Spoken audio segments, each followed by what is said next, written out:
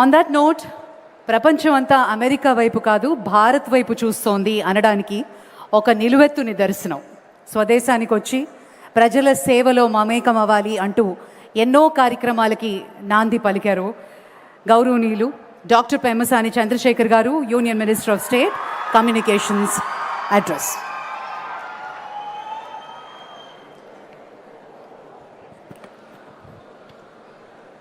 Thank you. Honorable Chief Minister Sri Nara Chandrababu Naidu garu, Honorable Union Minister Dr. Jitendra Singh ji, and respected State Ministers Nara Lokesh garu, Narayana garu, Kandula Durgesh garu, and all the distinguished guests, visionaries, scientists, entrepreneurs, fellow citizens, and young students of Andhra Pradesh. Good afternoon, good evening, namaskar to all of you. Today the presence of Dr. Jitendra Singh ji, who manages high stakes portfolios for the government of India with remarkable precision, and in general me being a first time politician and a minister who look for some inspiration, he is one of such ministers with such a professional attitude, demeanor, subject knowledge and composure. Thank you, sir, and your presence brings immense value and significance to this occasion. And it is also a proud moment to be part of this Amaravati. And in this event, this Amaravati today is being built not just with bricks and mortar. It is being built with qubits and algorithms of the future. If you look at it, why a lot of people are wondering, why quantum computing today. If you look at it, the classical computers that brought us the digital revolution are reaching their limits.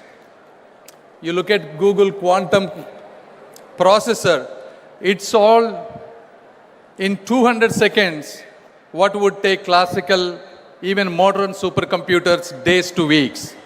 You look at IBM, Microsoft, Amazon, they are racing to build quantum clouds.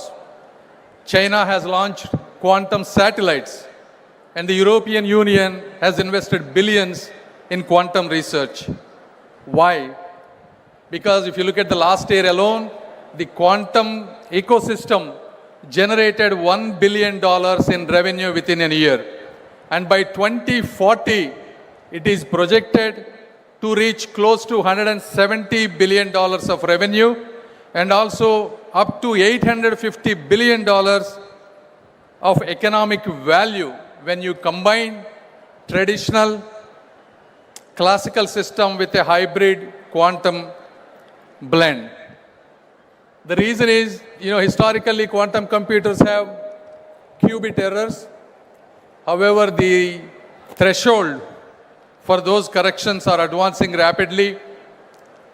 And quantum as a service, just like how we use software as a service, is rapidly expanding. Whether you take Amazon, Microsoft and IBM are democratizing this quantum as a service, allowing businesses to experiment without building their own computers. Therefore, this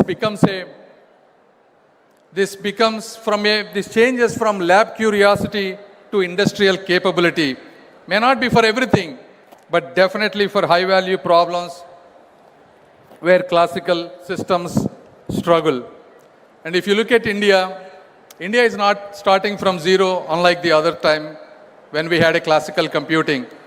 Especially ever since Sri Narendra Modi ji took over the office, India has undergone a scientific renaissance, scaling our educational and innovation infrastructure at an unprecedented place. One testament to that is India put a mission on Mars for less than the cost of a Hollywood movie. This is a reality. We have launched 7 IITs, 16 triple ITs, democratizing allied technical education nationwide.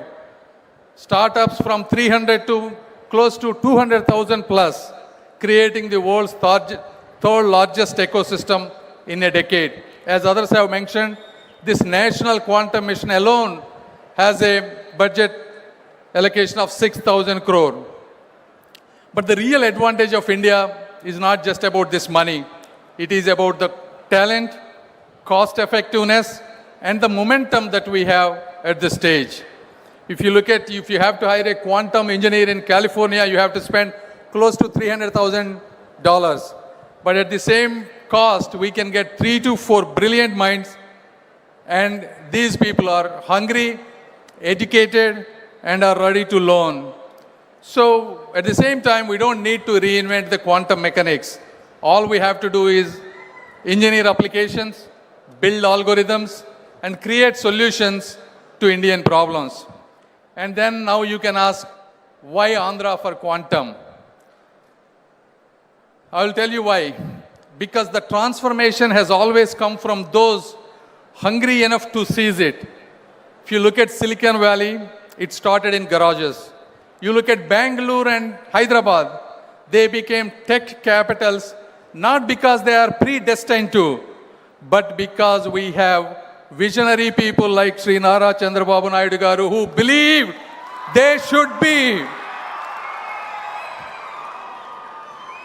From the Satavahana dynasty to the Vijayanagara Empire, from the Buddhist centers of learning at Amaravati 2000 years ago to the tech revolution we are scripting today, this land has never been content to follow. We are destined to lead in the world and in India.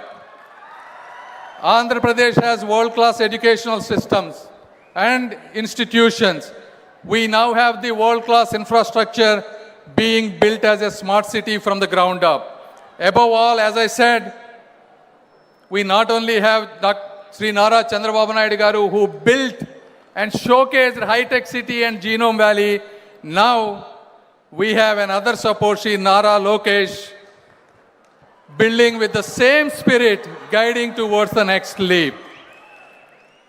And in this occasion, I wanted to thank all the people, whether it is IBM, TCS, and all the government of Andhra Pradesh, people involving and creating such a momentous thing in Amaravati. And then, how we are going to, Andhra Pradesh is going to build and contribute to India, not rhetorically, but practically. As they have said, we will be with this first quantum computer in India. We will be asking people to do use cases, whether it is drug discovery for uncurable diseases, creating better battery technologies, creating better supply chains, portfolio optimization, such kind of things. And second, more importantly, probably create India's strongest quantum talent pipeline, whether it is quantum software developers, whether they are hardware or cryogenic specialists, or error correction techniques or experts, and domain translators who can bridge industry problems with quantum solutions. This is where Andhra's youth is an advantage for a national advantage. And as others have said, combining, converging AI and quantum and hyperscale computers will be an added advantage. And most importantly, this quantum technology is not an optional thing anymore. This is a must national preparedness given the security threats that we are going to pass today. In conclusion, I just wanted to tell you, quantum revolution needs young people, because when I was in 2001 and 2002, that is when the internet was coming. I took as an advantage. I built a multi-billion-dollar company. In every 10 to 20 years, you get these kind of rare opportunities to get a new line, and that is a quantum line. So all the students, I request, please seize this opportunity. Don't just study what exists, try to invent what doesn't. And all the entrepreneurs and investors, as you all know, quantum is not a bubble, it's a tectonic shift. The government is unlike in many places, government is not your obstacle and it is your partner. Please take risks. And finally, there are still some skeptics. I wanted to tell them, 50 years ago, these skeptics have asked, what is the use of a computer? 30 years ago, some skeptics have asked, what is the use of internet? And today, some people are asking, what is the use of quantum computing. The history has answered. Every computing revolution unleashed prosperity that we couldn't imagine. History will repeat itself in this immortal city of Amaravati, not by choice, but not by chance, but by our choice, by people who are sitting on this stage. Thank you once again. Thank you.